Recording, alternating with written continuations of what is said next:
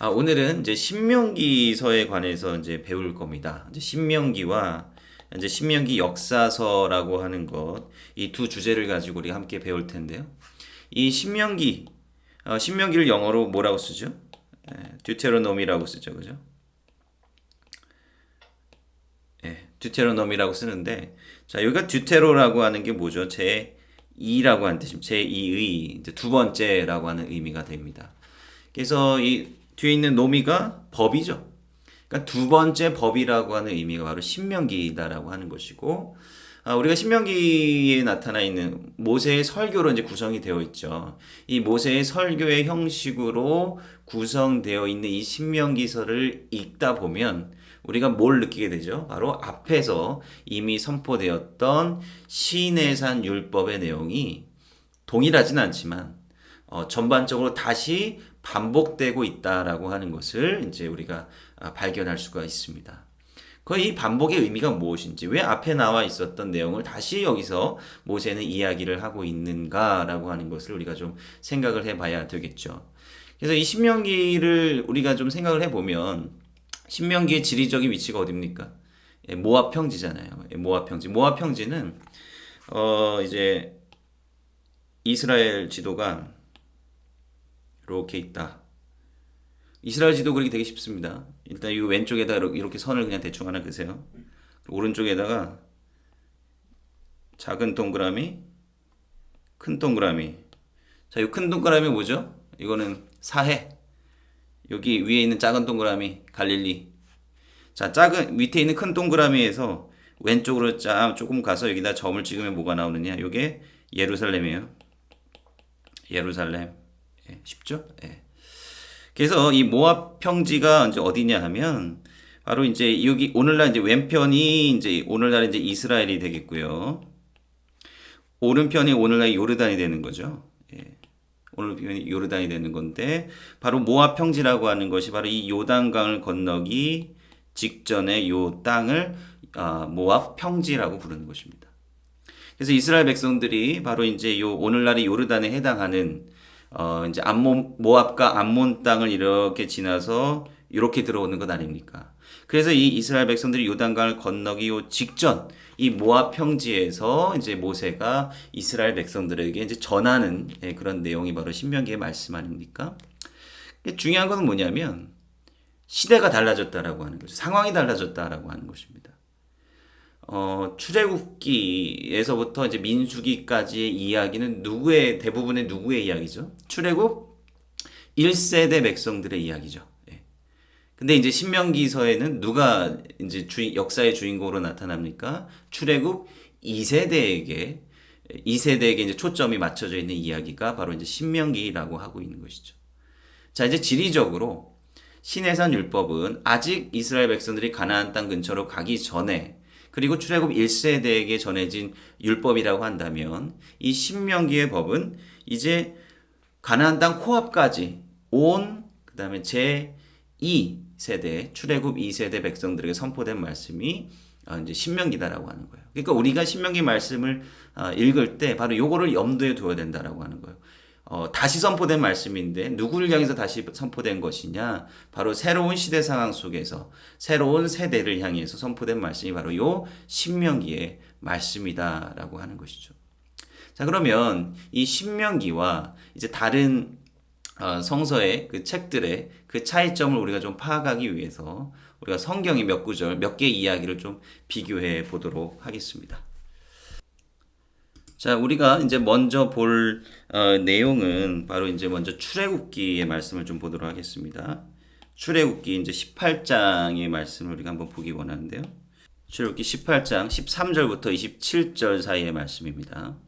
자, 여기가 무슨 내용이 있냐면 여러분들 이제 잘 아시는 이야기인데 모세가 10부장, 100부장, 1000부장 이러한 이제 중간 리더들, 재판관들을 이제 임명하는 이야기인데요. 출애굽기 18장의 이야기를 보면 어떠한 맥락에서 이제 모세가 그런 중간 지도자들을 이제 임명하는지를 우리가 잠깐 보도록 하겠습니다. 여러분들도 이미 잘 아는 이야기입니다.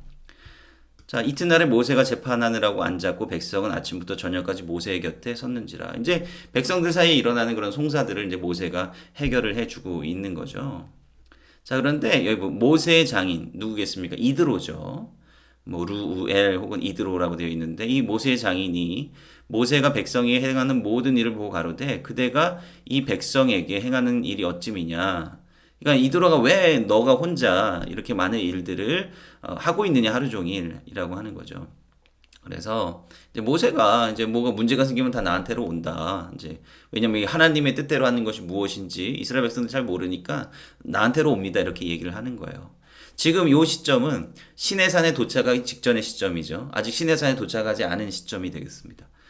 그러니까 아직 율법이라고 하는 것을 모르기 때문에 법이라고 하는 것이 모르니 이제 다 이스라엘 백성들이 모세에게로 와서 이제 이것저것을 이제 묻는 것입니다.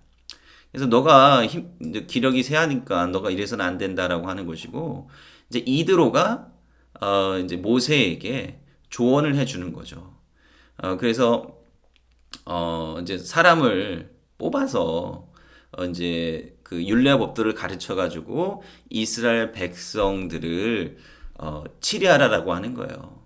그래서 천부장, 백부장, 50부장, 10부장 이러한 사람을 세우는데 하나님을 두려워하고 어떤 진실하고 그다음 책임감 있는 사람을 뽑아서 이제 리더로 세우라라고 이제 이야기를 하고 있는 거죠. 자, 요게 출애굽기 18장에 나와 있는 그런 이야기의 맥락입니다. 자, 그러면 우리 신명기서를 한번 보도록 하겠습니다. 신명기 1장의 본문 한번 보도록 할게요. 신명기 1장 6절 이하의 말씀입니다. 자, 모세가요, 이 모압 평지에서 서서 이스라엘 백성들에게 이제 이야기를 하고 있는데, 이 사람들에게 이제 본론으로 그냥 바로 막바지로 율법을 선포하고 있는 게 아닙니다. 율법을 선포하기 이전에 그 역사, 옛날 역사 회고를 하고 있다라고 하는 것이죠. 자, 그래서 어떤 이야기로부터 이제 시작을 하느냐라고 하면, 자, 우리 하나님 여호와께서 호렙산에서 우리에게 말씀하여 이르시기를 너희가 이 산에 거한 지 오래니. 자, 모세의 증언에 따르면 모세가 이제 이야기를 꺼내는 요 시점 뭐냐면요. 바로 호렙산에 이미 거한 지 오래라. 시내산에 이미 오래 거했다라고 하는 거예요. 7절에 보면은 이제 하나님께서 떠나라고 하잖아요. 그러니까 지금 모세가 이야기를 꺼내는 시점은 이제 이스라엘 백성들이 시내산에서 이제 약속의 땅으로 이제 떠나는 막 그런 시점이 되었다라고 하는 것입니다. 자, 그래서 하나님께서 막 이런저런 말씀을 이제 해 주셨다. 자, 보세요. 9절. 그때 내가 너희에게 말하여 이르기를 나는 홀로 너희 짐을 질 수 없도다. 이렇게 얘기를 하는 거예요. 자, 모세가 이스라엘 백성들에게 호렙산에 이제 떠날 때가 다 돼가지고 야, 너네가 이제 나에게 막 이런저런 것들을 물어보는데 내가 너희들의 모든 것들을 내가 처리를 할 수가 없다라고 하는 거예요. 너희들이 지금 너무 많다라고 하는 거예요. 그래서 내가 어떻게 너희들의 송사나 이런 것들을 내가 다 감당할 수 있겠느냐. 그래서 너희의 각 지파에서 지혜와 지식이 있는 유명한 자를 택하라. 그러니까 이스라엘 백성들에게 명령하고 있는 거죠. 야, 너희들 사이에서 좀 지혜 있고 지식 있고 명망 있는 사람들을 뽑아. 그리고 너희들의 우두머리를 삼아라. 그리고 보세요. 너희가 대답하여 이르기를 당신의 말씀대로 하는 것이 좋다 하기에. 이스라엘 백성들이 좋습니다. 저희들이 그렇게 하겠습니다. 라고 이제 이야기를 하고 있는 거예요. 자, 그래서 15절 보면 이제 너희 지파 두령으로 지혜가 있는 유명한 자를 취해서 이제 지도자를 삼되 지파를 따라 천부장, 백부장, 50부장, 10부장 여기 패장이라고 돼 있죠. 이제 아주 작은 단위의 이제 지도자를 말하는 것인데 이 사람들을 뽑아서 재판관들로 삼고 그들을 통해서 이제 이런 일들을 법적인 일들을 치리하게 하라라고 이제 모세가 이야기를 했다라고 하는 거예요. 자, 보세요. 우리가 읽었던 내용 출애굽기 18장의 이야기를 모세가 신명기서 1장에서 하고 있는 것 같아요. 자, 그런데 맥락이 좀 다르죠. 다시 반복해드리면 지금 모세가 회고하는 그 방식은 출애굽 18장은 분명히 이스라엘 백성들이 시내산에 도착하기 전에 이러한 이제 장인과 이야기를 나누고 50부장, 100부장, 10부장 뭐 이런 사람들을 세웠다라고 하는 것이 출애굽기 18장에 기록이 되어 있는데 근데 우리가 신명기 1장에서 모세의 회고를 통해서 보면 어때요? 이 중간 지도자를 세웠던 시점이 언제입니까? 시내산을 떠나기 직전입니다. 그리고 신명기에서는 모세가 직접 이야기를 하는 거예요. 이스라엘 백성들에게. 출애굽기 18장에서는 그의 장인이 모세에게 조언을 해가지고 그거 좋은 것 같습니다라고 해서 그렇게 임명을 했는데 이제 신명기에서는 모세가 이스라엘 백성들에게 이야기를 했고 이스라엘 백성들이 이를 받아들여서 그 중에 이제 이러한 지도자들이 뽑혔다라고 하는 거죠. 그렇게 흥미로운 부분이 하나가 있는데 1장 16절 보면 자, 재판장들에게 명하여 이르기를 너희가 너희 형제 중 송사를 들을 때 양방 간에 공정히 판결할 것이면 너희들 잘 판결해야 된다. 그들 중에 타국인에게도 그리할 것이라. 자, 타국인이라고 하는 거죠. 출애굽기 18장엔 타국인이 없어요. 그런데 신명기에서는 지금 이 타국인이라고 하는 말이 생겼다라고 하는 것입니다. 도대체 이것은 무슨 맥락에서 이러한 이야기가 나온 것일까라고 하는 질문이 있는 거예요. 그리고 이제 좀 더 흥미로운 부분들은 뭐냐면요. 모세가 요 맨 앞에서 아까 이제 어떻게 말을 꺼내고 있습니까? 1장 9절인데요. 그때 내가 너희에게 말하여 이르기를 나는 홀로 너희 짐을 질 수 없도다. 이렇게 이야기를 하고 있거든요. 그런데 이 이야기가 출애굽기 18장에는 이 이야기가 나오지 않죠. 야, 내가 너희들의 짐을 다 홀로 질 수 없어 라고 하는 그 워딩 자체는 출애굽기에 나와 있는 말이 아니다라고 하는 거예요. 그럼 이것이 어디에 나와 있느냐? 바로 민수기에 나와 있습니다. 한번 볼까요? 민수기 11장이에요. 민수기 11장 14절을 한번 보겠습니다. 민수기 11장 14절. 자, 보세요. 책임이 중하여 나 혼자는 이 모든 백성을 질 수 없나이다 라고 하는 거죠. 자, 민수기 11장이 어떤 맥락입니까? 이스라엘 백성들이 막 대항하고 불평불만하고 막 모세에게 하나님한테 대드는 이러한 맥락 가운데서 이제 모세가 나 이거 못 해먹겠습니다라고 이야기를 하는 거예요. 하나님한테 가서 나 이거 못 해먹겠습니다. 이스라엘 백성들 저렇게 난리치고 내가 도대체 이 일을 하나님께서 나에게 주신 이 직무를 행할 수가 없습니다. 이렇게 이야기를 하고 있는 거죠. 그러니까 나 혼자는 이 모든 백성을 질 수 없습니다. 내 책임이 너무 심히 중합니다라고 하는 말에 이면에는 뭐가 있다라고 하는 게 이스라엘 백성들이 불평불만하고 이스라엘 백성들이 제대로 잘 하지 못한다라고 하는 이스라엘 백성들에 대한 불만이 지금 그 워딩이 들어가 있다라고 하는 것이죠. 우리가 아까 좀 전에 읽었던 그 신명기에서의 그 뉘앙스를 보면 이 모세가 이스라엘 백성들에게 이 책임을 강조하는 뉘앙스를 우리가 볼 수 있습니다. 처음부터 그렇죠. 아까 우리가 이제 민수기 11장하고 비교한 부분하고 우리가 이제 볼 수 있듯이 나는 홀로 너희 짐을 질 수 없도다. 야, 너희들이 하도 불평불만하고 너희들이 하도 난리를 쳐가지고 내가 일을 할 수가 없다라고 하는 그러한 뉘앙스가 이 문장에서 이 민수기를 통해서 우리가 힌트를 얻을 수 있습니다. 불만으로부터 시작을 하는 거예요. 그래서 너희들이 너무 많아서 내가 할 수 없으니 그 다음에 너희들이 그 택하라라고 하는 거예요. 너희들이 그 두령들을 지도자들을 선택하라라고 하는 것이죠.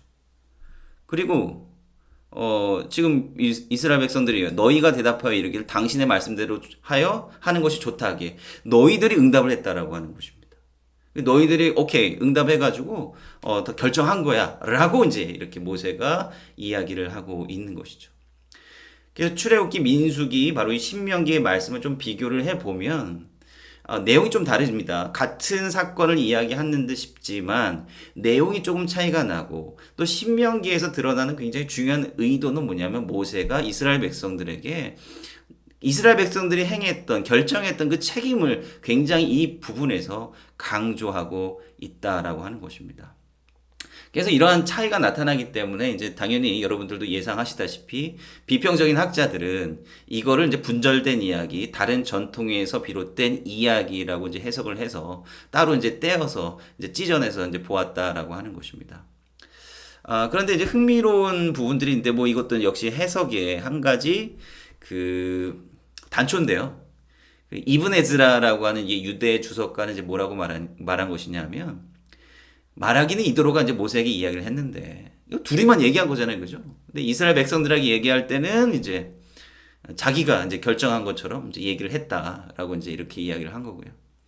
그다음에 아바브니엘이라고 하는 또한 중세 유대 주석가는 이드로가 제안한 것은 시내산 이전이잖아요, 그죠? 시내산에 도달하기 이전에 모세가 이제 그 이야기를 들은 건데 이 계획을 실행한 것은 물론 이제 출애굽기에서는 그게 구별이 되진 않지만 이 계획을 실행한 것은 이제 시내산 이후다. 시내산에 도착하고 그다음에 이제 떠나기 이전에 그 비로소 그때 이제 결정을 한 것이다라고 이제 이야기를 했습니다. 뭐 이제 그럴싸하죠. 왜냐하면 이제 당시 중세 주석가들은 어떻게든 이 성서의 어떤 이야기들 사이에 어떤 분절이 없다라고 이제 생각을 했기 때문에 그렇습니다. 그리고 그 분절이 모순이 생긴다라고 한다면 어떻게든 이제 조화시키려고 이제 노력을 했기 때문에 이제 그러한 이해를 가졌다라고 하는 것입니다. 자, 일단은 이렇게 조금 차이가 난다라고 하는 것을 우리 좀 머릿속에다 두고요. 그 다음에 여러분들 너무나도 잘 아시는 정탐꾼 이야기를 한번 보도록 하겠습니다. 신명기 1장 19절 우리 하나님 여호와께서 우리에게 명하신 대로 우리가 호렙산에서 발행하여 이제 시내산에서 이제 떠나서 너희의 본바 크고 두려운 광야를 지나 아모리 족속 산지길로 가데스 바네아에 이른 때에라고 이제 되어 있습니다. 자, 이제 가데스 바네아라고 하는 곳에 이제 이르렀다라고 하는 것이죠. 자, 그리고 바로 그때에 내가 너희에게 이르기를 우리 하나님 여호와께로서 주신 이제 이르렀으니 어쩌고 저쩌고 저쩌고 두려워하지 말고 잘 싸우고 이제 이야기를 했는데 자 보세요. 1장 22절 너희가 이스라엘 백성들 말하는 겁니다. 이스라엘 백성들이 다 내 앞으로 나와 말하기를 우리가 사람을 우리 앞서 보내어 우리를 위해 그 땅을 정탐하고 이제 그죠?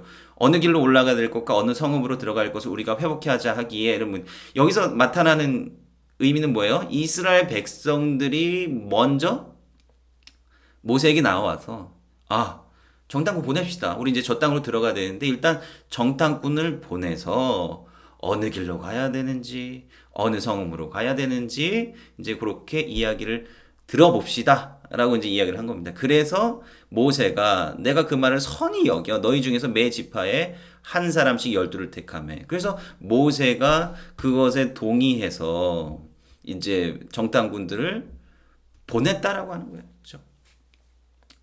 자, 그럼 한번 민수기랑 한번 비교를 해볼게요. 민수기 말씀은 뭐라고 이야기를 하고 있는가 한번 보죠. 민수기 12장입니다. 일단 민수기 12장. 민수기 12장 이제 16절 보면 아까는 이제 가데스에 이제 도착했다라고 해서 이야기를 했는데요. 그다음에 이제 여기 보면 하세롯에서 진행해서 바란 광야. 물론 이제 바란 광야하고 이 가데스라고 하는 곳이 뭐 지척이긴 합니다. 근데 이제 일단은 명칭 표기가 좀 다른 부분을 우리가 이제 볼 수가 있겠습니다. 그리고 이제 그 다음 장 13장에 보면 자, 여호와께서 모세에게 일러 가라사대 이제 하나님께서 이렇게 하는 거죠. 하나님께서 이제 모세에게 명령하셨어요. 정탐꾼을 보내라고 하나님께서 명령을 하셨잖아요. 그죠? 물론 이제 요 대목에서 또 이제 중세 주석가들은 하나님도 이렇게 얘기를 했고 이스라엘 백성들도 이렇게 이야기를 했다. 그래서 이제 이게 마음이 이제 동한 것이다라고 이제 이렇게 해석을 하는 사람들도 있습니다. 물론 뭐 가능성이 없는 얘기는 아닙니다만은 그러나 문자적으로 봤을 때는 강조점이 좀 다르다라고 하는 얘기죠. 자, 민수기에서는 하나님께서 이렇게 하셨다, 명령하셨다라고 하는 것을 이야기를 하는 것이고, 이스라엘 백성, 신명기에서는 이스라엘 백성들 스스로가 자기가 정탐꾼을 보내자라고 원해서 보냈다라고 하는 것입니다. 자, 그래서 이제 그리고 이제 정탐의 목적이 뭐냐. 자, 18절을 한번 보면, 그 땅이 어떠함을 탐지하러 곧 그 땅의 거민의 강약과 다소와 그들의 거하는 땅의 부로와 거하는 성읍이 진영인지 산성인지 토지의 후박과 수목의 유무 뭐 이런 땅의 실과를 가져오라 뭐 이제 이런 게 있는데요. 여기서 하나님께서 이제 그 명령하신 이제 정탐꾼들을 이제 보낼 때 여기서 나오는 말의 이제 어감들이 보면 굉장히 군사적인 어감이죠. 네. 아까 이제 신명기도 물론 그런 부분들이 있지만 뭐 이제 그거는 이제 진입로라든지 이런 것들이라고 한다면 민수기에서는 그 백성들이 얼마나 강한지 많은지 적은지 우리가 점령할 만한지를 이제 우리가 보고 오라라고 하는 것을 이제 이야기를 하고 있는 것입니다. 여기서 이제 민수기와 이제 신명기의 좀 어감에 좀 차이가 나죠. 이 민수기는 이 정탐꾼 이야기 자체가 뭐예요? 하나님께서 이스라엘 백성들에게 주신 어떻게 보면 시험이라고나 해야 될까요? 그런 거에 대한 목적이 굉장히 강한 거죠. 이스라엘 백성들이 이제 들어갔는데 들어간 결과가 어때요? 가나안 백성들이 굉장히 강대한 것 아닙니까? 굉장히 강하고 저 사람들이 많다라고 하는 그런 것들이 굉장히 강조가 되는 것이죠. 그리고 이제 요 정탐꾼들을 보내는 그 명령에서도 그 백성들이 강한지 약한지 그리고 그 백성들이 많은지 적은지 그것을 보고 오라라고 했을 때는 그러한 어떤 군사적인 힘이나 어떤 균형들이 이제 염두에 두어지고 있다라고 하는 것을 우리가 볼 수 있지 않겠습니까? 근데 이제 신명기에서는 조금 이제 이거와는 좀 다른 어감이 있다라고 하는 거예요. 신명기에서는 일단 하나님에 대한 언급이 전혀 나오지 않는다라고 하는 것이고 이스라엘 백성들이 먼저 이제 모세에게 그 우리가 정탐꾼을 좀 보내자라고 이제 요구를 하고 있다라고 하는 것입니다. 그러니까 여기서도 마찬가지. 아까 그 두령들을 뽑는 부분들하고 비슷하게 이스라엘 백성들의 책임. 이건 너희들이 결정한 거다. 이건 너희들이 판단한 거고 너희들이 결정한 거고 이것은 너희들한테 책임이 있는 것이다라고 하는 것이 강조되고 있다. 이 부분을 우리가 좀 계속해서 놓치지 말아야 된다라고 하는 것이죠. 자, 그랬더니 이제 뭐 정탐꾼들이 왔죠. 그랬더니 이제 어떻게 됐습니까? 14장 2절 보면 그래서 여러분 잘 아시잖아요. 여러분 이거 단골 그 설교거리 아닙니까? 그러니까 이스라엘 백성 정탐꾼들이 12명의 정탐꾼들이 와서 돌아왔는데 10명의 정탐꾼들이 뭐라고 이야기해요? 우리는 들어갈 수 없습니다. 저 가나안 땅 너무 강대합니다. 라고 해서 여러분 이 이야기는 정말 주일학교 설교 때부터 계속 쭉 해왔던 그런 이야기 아닙니까? 단골 소재죠. 예. 그 이야기를 듣고 이제 이스라엘 백성들이 이제 막 밤새도록 곡하고 막 이러한 것이 나오는 거죠. 자, 그런데 14장 6절을 한번 보세요.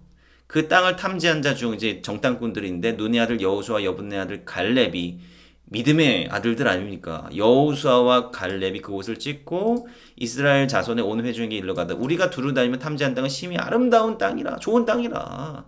그래서 우리가 하나님께서 인도하신 우리는 거기 들어갈 수 있습니다. 거기는 정말로 젖과 꿀이 흐르는 땅이다라고 들어갈 수 있다라고 이제 긍정적인 보고를 해 오는 겁니다. 그런데 결과적으로는 어떻게 됐어요?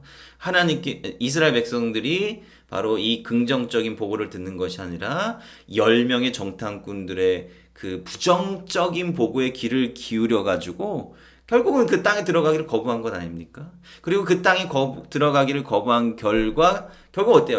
하나님께서 이스라엘 백성들을 징벌하시는 거잖아요. 이 출애굽 1세대 백성들은 다시는 그 땅에 들어가지 못할 것이다 라고 해서 이제 이스라엘 백성들이 거기서 스탑하지 않습니까? 이제 그게 이제 민수기의 굉장히 중요한 이야기 흐름이라고 한다면 그 신명기에서는 참 묘합니다. 한번 볼까요? 아까 얘기한 대로 이스라엘 백성들이 가데스에 도착을 해가지고 모세에게 정탐꾼들은 이제 이스라엘 백성들이 보낼 것을 요청을 하고요. 그래서 뽑아가지고 이제 갔단 말이에요. 자, 근데 1장 23절 보세요. 보냈어요. 그들이 앞으로 가서 산지에 올라 에스골 골짜기 그것을 이르러 그곳을 정탐했죠. 25절. 그 땅의 과실을 손에 가지고 와서 우리에게로 돌아와서 정탐꾼이 돌아왔어요. 우리에게 회보하여 이르되 우리 하나님 여호와께서 우리에게 주시는 땅이 좋더라. 자, 여기서 뭐가 빠졌습니까? 여기에 10명의 정탐꾼들과 여호수아와 갈렙의 보고 이야기가 갈리지 않아요. 계속 주어는 하나예요. 이 정탐꾼들 12명의 정탐꾼들이 계속 갔어요. 여기서 히브리어도 보면 계속 주어가 동일합니다. 그들이에요. 그들. 3인칭 남성 복수로 계속 나옵니다. 그리고 그들이 그 땅의 과실을 손에 가지고 가서 우리에게 돌아와서 해보여 이르시되 우리 하나님 여호와께서 우리에게 주신 땅이 좋다. 좋은 땅입니다. 그러니까 이 신명기의 문맥만 보자면 우리가 어떻게 할 수 있어요? 그 정탐꾼들이 하나같이 갔다 와서 이거 좋은 땅입니다 라고 이야기를 한 거가 되지 않습니까? 자, 그런데 26절에요. 그럼에도 불구하고 이 히브리어로 벨로예요. 벨로. 로가 앞으로 나오냐. 아주 너희들이 그럼에도 불구하고 너희가 올라가기를 즐기하지 아니하고 너희가 올라가려고 하지 아니하고 너희 하나님 여호와의 명을 거역하여 자, 그러니까 뭐예요?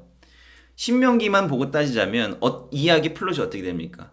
정탐꾼들이 갔어요. 그 정탐꾼들이 이스라엘 백성들이 보내자고 해서 간 거예요. 예. 그들이 보내자고 해서 간 거예요. 근데 그들이 또 그 정탐한 내용을 들고 왔는데 그 내용이 뭐냐면 이 땅 좋은 땅입니다. 예. 좋은 땅이라고 하는 갈렙이 얘기지만 여기서는 그냥 이스라엘 정탐꾼들 다가 한 얘기로 이제 나와 있어요. 그러니까 그럼에도 불구하고 이스라엘 백성들이 가기를 거부했다는 거예요. 우리 못 갑니다. 아니 좋다고 얘기했는데 우리는 가기를 거부한 것이다라고 하는 거예요.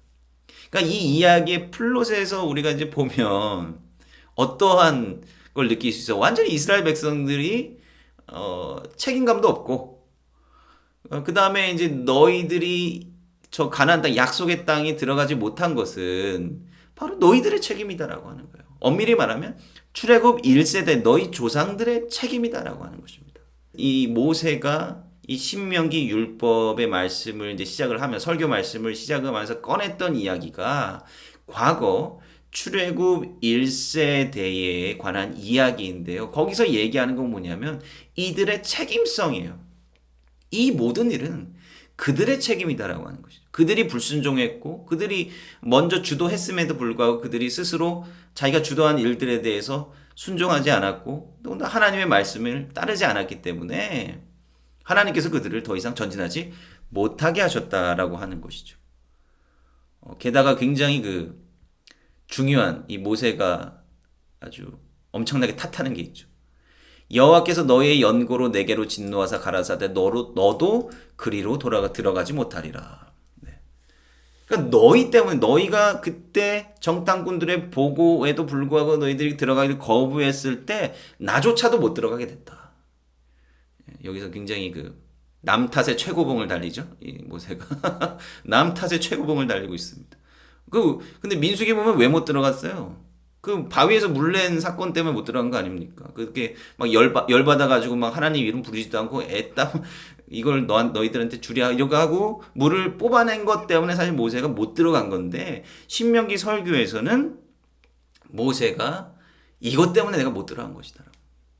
근데 이걸 또 이제 중세 주석가들이 또 어떻게 해석을 하냐면 그 중세 주석가들은 그 참 상상력이라는 하는 게 굉장히 대단한 것 같은데 모세가 이 백성들 자꾸 이렇게 난리치고 못 들어간다고 막 난리치니까 모세가 너무 정신이 없고 너무 열받아가지고 이 바위에서 물 낼 때 자기도 모르게 그냥 그렇게 열받아가지고 행해버렸다라고 하는 거예요. 너무 정신 없어가지고 너무 열받아가지고 이제 그렇게 이 사람이 이 중세 주석가들이 좀 조화시키기 위해서 이런 이제 해석적인 시도를 했는데요. 뭐 그럴싸합니다만은 그러면 이걸 우리가 어떻게 바라보고 어떻게 해석을 해야 되느냐라고 하는 것입니다. 자, 그래서 우리가 이제 이런 걸 봤을 때 몇 가지 질문들을 할 수가 있습니다. 왜 이러한 차이가 나타나는가? 그리고 출애굽 1세대의 이야기가 왜 여기서 다시 거론되고 있는가? 그리고 이미 시내산에서 이미 이스라엘 백성들에게 법이 주어졌는데 이 법이 왜 여기서 반복이 되고 있는가라고 하는 거예요. 자, 그래서 본격적으로 이 부분을 좀 알아보기 전에 신명기에 이제 전반적인 부분이 어떻게 구성이 되어 있는지를 뭐 간단히 살펴보도록 하겠습니다.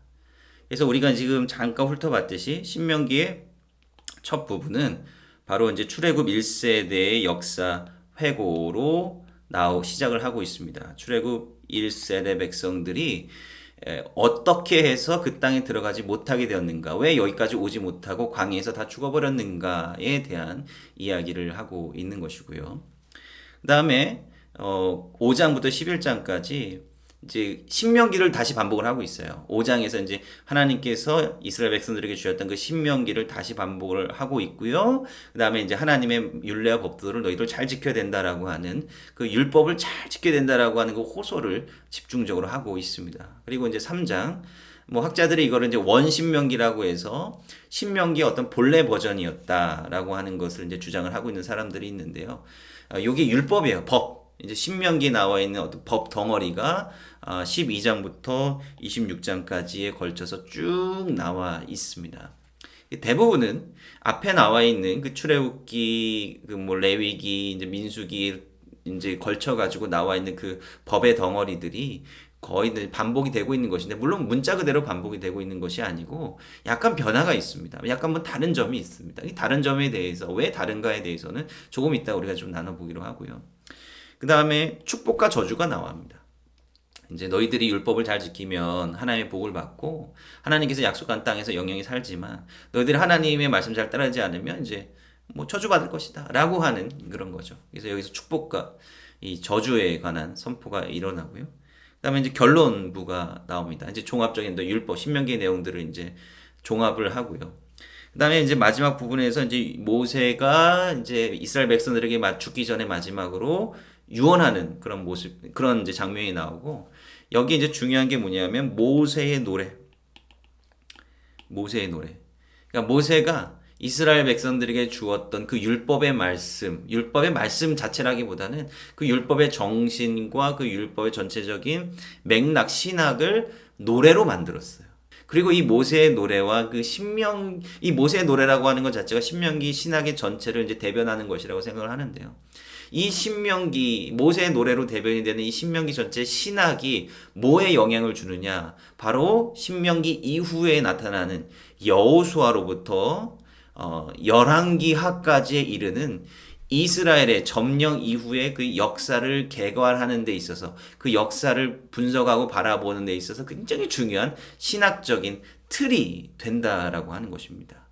그 신학적인 틀을 신명기 역사관이라고 하고요. 그 신학적인 틀로 인해서 기록된 여호수아로부터 열왕기하까지의 그 전체적인 역사를 신명기 역사서라고 부릅니다. 학자들이 그렇게 많이들 이제 부르고, 물론 여기에 대해서 이제 부정하는 학자들도 있지만, 신명기 역사서가 이제 무엇인가에 대한 거는 거의 학자들이 동의하는 그런 부분들이 있습니다. 그래서 신명기라고 하는 책이 굉장히 이제 중요한 책이 된다라고 하는 것이고요.